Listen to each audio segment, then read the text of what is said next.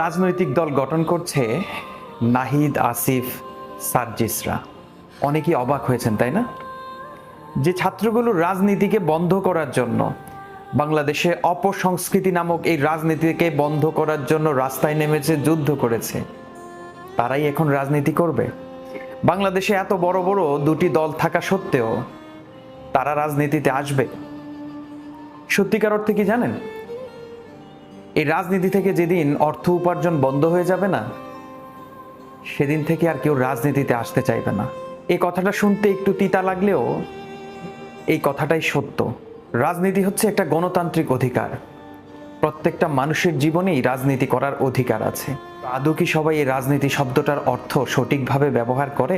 রাজনীতি নামক এই রাজ্যের নীতি নির্ধারক যারা চেয়ারে বসে, তারা কি আদৌ নিজেদেরকে সঠিক জায়গায় সঠিক সময়ে ব্যবহার করতে পারে? কখনোই পারে না। এই রাজনীতির চেয়ারের পাশে দুজন মানুষও দাঁড়িয়ে যায়।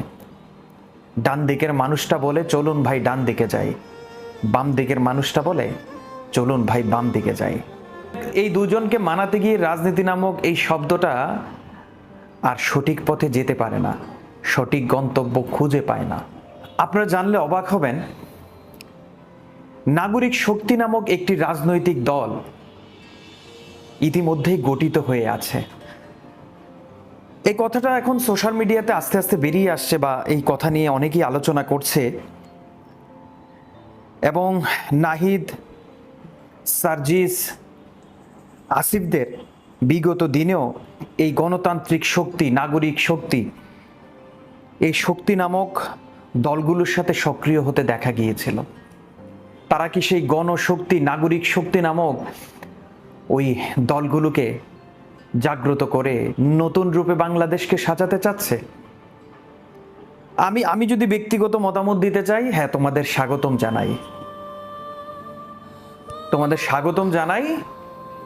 কিন্তু আমরা তোমাদের কাছে ওই রাজনীতি চাই না যে রাজনীতিতে বাক স্বাধীনতা হারিয়ে যায়। আমরা তোমাদের কাছে সেই রাজনীতি চাই না যে রাজনীতিতে রক্ত ঝরে। আমরা তোমাদেরকে সেই রাজনীতিতে চাই না যে রাজনীতি সত্যকে সত্য, মিথ্যাকে মিথ্যা বলতে ভয় লাগায়।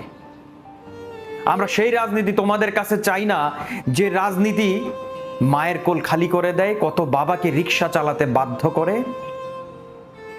আমরা সেই রাজনীতি চাই না যে রাজনীতি আমার ক্যাম্পাসটাকে মৃত্যুপুরী বানিয়ে ফেলে।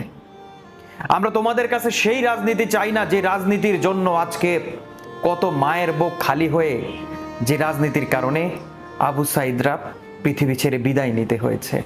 আমরা সেই রাজনীতি চাই না যে রাজনীতি গণ অভ্যুত্থানে পরিণত করতে বাধ্য করেছে। আমরা সেই রাজনীতি চাই না যে রাজনীতি আমাকে গণভবন লুট করতে বাধ্য করেছে।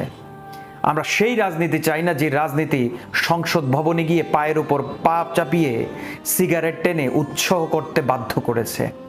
আমরা সেই রাজনীতি তোমাদের কাছে চাই না। যেভাবে তোমরা টেনে নামিয়েছো, তোমাদেরকেও এক মিনিট ওখানে বসার অধিকার দিবে না, তোমাদেরকেও টেনে নামাতে এক বিন্দু দ্বিধাবোধ করবে না বাংলাদেশের মানুষ।